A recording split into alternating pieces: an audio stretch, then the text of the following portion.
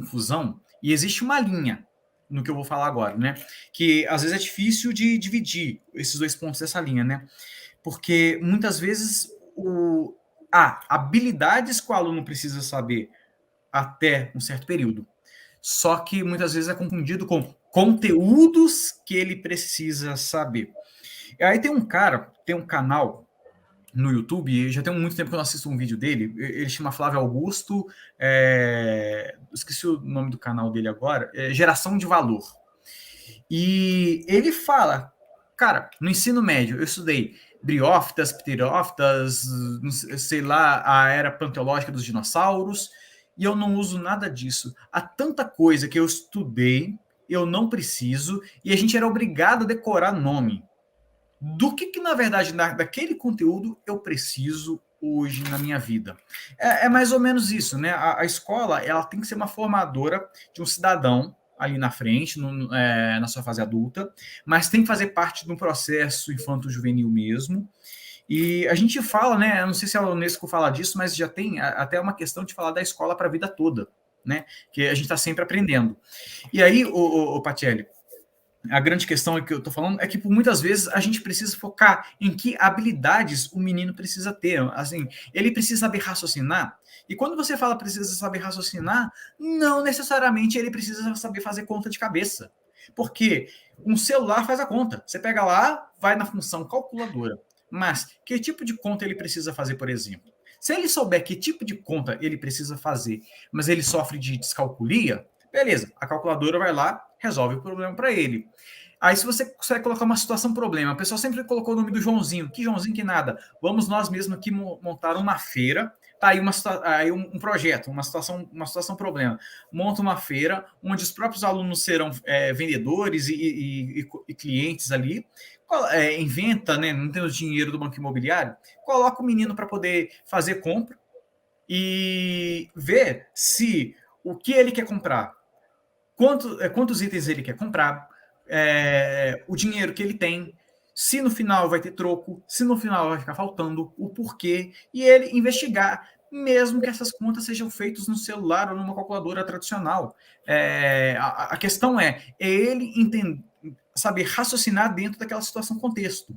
E aí já entra uma segunda habilidade que ele tem que adquirir numa determinada idade, que é a capacidade de interpretar contexto. Não vou nem falar interpretar texto, interpretar contexto. Aquele contexto ali, o que ele precisa, né? E aí, quando você faz o somatório disso tudo, né? Quando você pega para ver, e aí você descobre que o menino, às vezes, até consegue fazer contas difíceis, mas não consegue fazer interpretações, aí você consegue perceber que ele está se formando um cidadão que talvez não consiga ir ao mercado fazer compras. Entende? Uma vez, o Patieri, eu e o Zé Geraldo, e mais alguns membros da equipe, eu não me recordo mais, porque isso foi antes da pandemia, a gente foi fazer uma sessão de palestras ali no Alto Paranaíba. A minha, logicamente, era sobre autismo. Ao final da minha palestra, quando eu desci, veio uma senhorinha e ela veio desesperada porque o aluno dela, que era autista, ele não sabia ler e escrever. Tinha 15 anos. E o pior de tudo, ele, ainda por cima, ele é cego e não verbal. E ele não andava. Olha quantos problemas. Mas ela conseguiu ensinar ele a andar. Eu peguei e falei com ela, olha, você fez a maior diferença de qualquer coisa nessa escola. De nada adianta ele saber português, matemática, se ele não conseguisse essa habilidade de andar.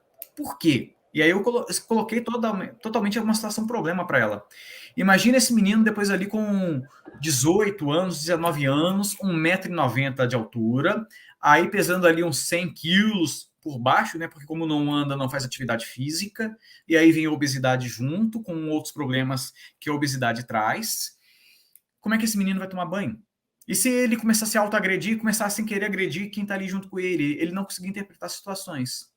O menino aprendeu a andar sozinho com essa professora, aí aprendeu, quando senta, né, a conseguir pegar o próprio alimento, conseguiu de alguma forma, a pedir água, a falar que está com sede, e já queria sair correndo. Igual o menino pequeno, quando aprende a dar pela primeira vez, quer sair correndo, ele também quis sair correndo. E são processos, né, que faz parte, em qualquer idade. A criança aprendeu a andar, ela vai querer correr. Não tem como fugir disso. Isso faz parte da criança. Então, o Patielli, ela conseguiu colocar uma habilidade que nele já estava atrasada e ela conseguiu fazer ele caminhar, no sentido metafórico da palavra, anos. E o principal que você disse, ela se propôs a fazer a diferença na vida da pessoa. Não tem como educar se a gente não se propor a fazer a diferença na vida das outras pessoas. A gente sabe que é difícil, pouco valorizado, deveria ser muito mais valorizado. Mas se a gente não estiver disposto a fazer a diferença, e o que você disse, essa escola conteudista não vai caber, não cabe nesse novo contrato social. O que não quer dizer que os conteúdos não sejam necessários para ensinar habilidades. Eles sozinhos já não mais servem aos objetivos da humanidade para o século XXI. Mas eles são necessários para as pessoas aprenderem as habilidades e terem competência para aplicar essas habilidades no mundo real, em situações reais. E é justamente para isso que vem as consultorias, né, de empresas, igual a Minas Mais, a Teia de Saberes, que está aí, né, e em parceria com a Minas Mais, o nosso canal aqui do Integral, toda quarta-feira fazendo uma live com um tema diferente, às quintas acontecendo soluções. Então, assim, são coisas que vêm sendo construídas, né, inclusive essa necessidade está tão grande que deu abertura para que se tenha espaço para ter esse tipo de trabalho, né, para a gente poder desenvolver melhor o que a nossa educação. Sem sombra de dúvida. E, como você disse, uma educação pautada em habilidades e competências. Então, se quer aprender como trabalhar com habilidades e competências, é possível. É possível fazer. E nas palestras a Teia explica isso? Sim, sim, com toda certeza. Quando a gente vai falar de comunidade de aprendizagem, o novo contrato social, mas principalmente dos dispositivos pedagógicos, quais dispositivos pedagógicos a gente pode ter para nos ajudar a produzir conhecimento? Projeto de vida, os roteiros de aprendizagem, como trabalhar habilidades em situações reais.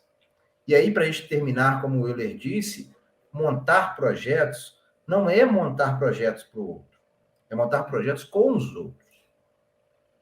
E aí perpassa por iniciar num problema, desenvolver uma pesquisa, desenvolver essa pesquisa. E aí a gente, hoje, aqui a gente faz com 5 etapas. Com os alunos. Eles observam a realidade, necessidades, desejos ou algum problema. Saímos da observação da realidade. Quais os pontos-chave da pesquisa desses alunos? Né? E aí eu posso contar uma aluna que eu estou fazendo um projeto de vida com ela. O sonho dessa aluna é ser escritora. Como ela pode se tornar uma escritora? Então, os pontos-chave da pesquisa dela ela gosta de romance, ela gosta de poesias, ser uma escritora, escrita. Então, a primeira coisa que eu falei com ela, que eu problematizei com ela foi como? Ou melhor, como você quer ser uma escritora? Qual tipo de escritora? Por que ser uma escritora? Ela trouxe essas respostas. Daí eu perguntei para ela, quais são suas escritoras favoritas? Ela trouxe.